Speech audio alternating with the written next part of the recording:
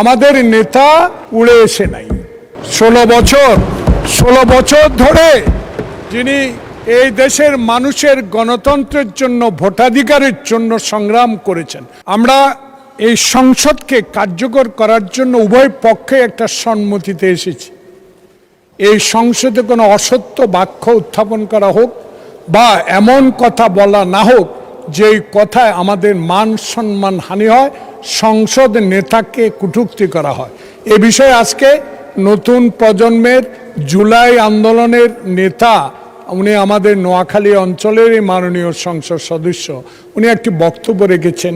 এটাতে আমরা খুবই ক্ষুব্ধ, কারণ আমাদের নেতা উড়ে এসে নাই।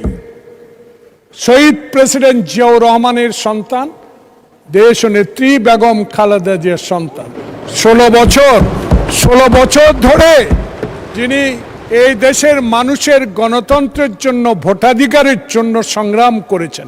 আজকে কোনো লুটের ভোটে নয়, 10টা হুন্ডার 20টা গুন্ডার ভোটে নয়, একটা সুষ্ঠু ভোটের মাধ্যমে সংখ্যাগরিষ্ঠ অর্জন করে সরকার গঠন করেছেন।